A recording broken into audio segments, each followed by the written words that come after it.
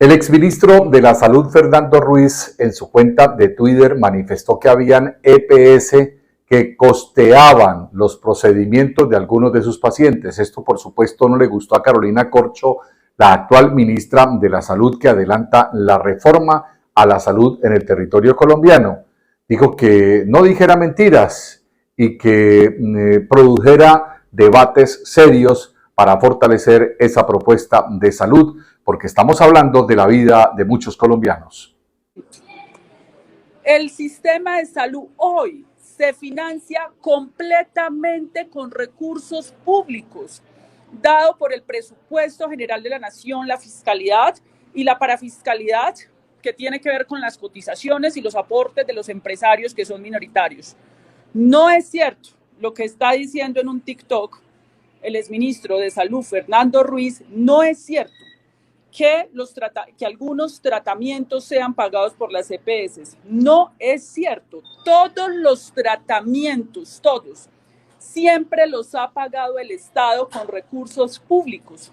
Lo que hacen las EPS es administrar recursos públicos, y cuando usted se enferma, los que no nos enfermamos pagamos con la concurrencia, con recursos solidariamente, esa enfermedad. Esos recursos de tratamientos, enfermedades huérfanas de alto costo, siempre han sido pagados por el Estado. No es cierto, y me preocupa que un exministro sabe esto y salga a decirle al país que son recursos privados de las EPS. En este debate tenemos que ser serios, rigurosos, porque se trata de la vida de los colombianos. Entonces, en ese sentido, el primer punto de la reforma es muy excepcional en el mundo. Este programa es afiliado a la Red de Prensa Colombiana e Internacional.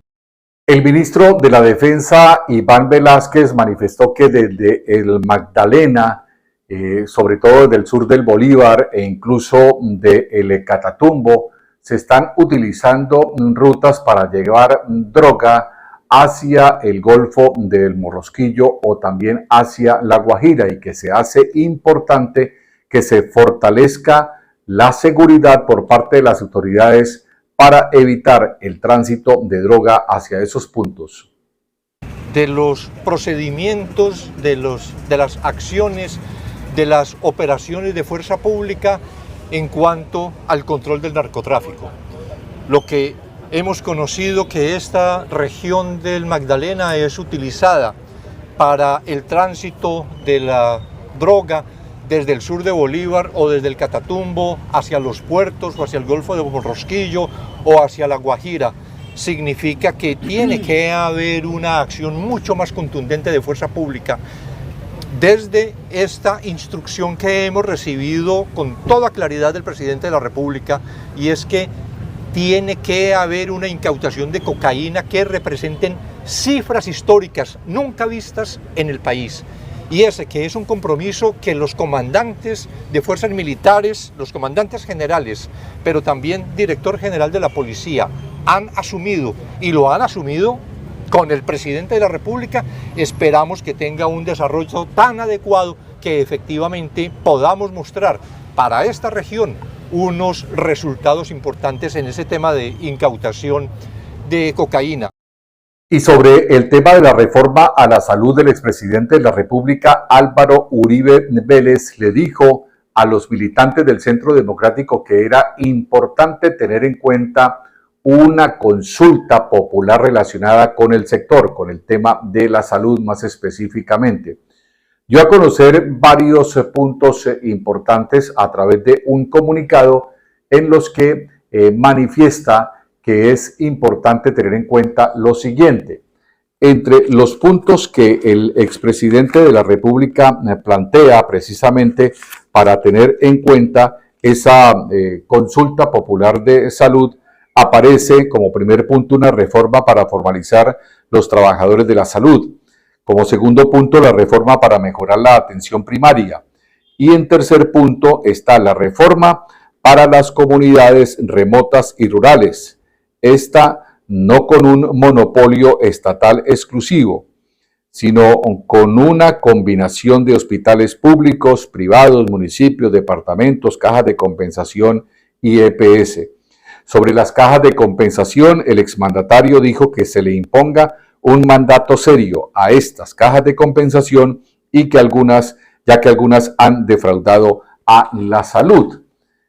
Estas propuestas coinciden incluso con lo que ha sido planteado y está plasmado en la reforma a la salud del actual gobierno nacional que regenta Gustavo Petro Urrego, al tiempo que manifestó cuando una persona trató de hablar mal del presidente Gustavo Petro que era mejor que se dirigieran al presidente de la República actual con respeto, porque a fin de cuentas es el presidente de todos los colombianos.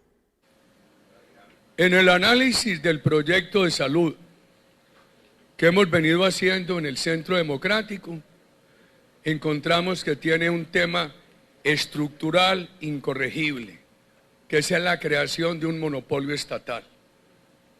Por eso nosotros pensamos que el partido debería considerar con otras fuerzas ciudadanas, políticas, cívicas, la posibilidad de promover una consulta a los colombianos, una consulta que respete la naturaleza solidaria y mixta del actual sistema, la posibilidad de que los colombianos tengan libertad de afiliación, de que haya EPS públicas, privadas, cooperativas, mutuales, y que haya hospitales públicos, privados, cooperativos, mutuales, fundaciones, etcétera. Que se respeten esos fundamentos, pero que haya reformas. Por ejemplo, con el personal de la salud, cuando en un hospital están cambiando personal cada 6 meses por hacer política, eso no puede seguir.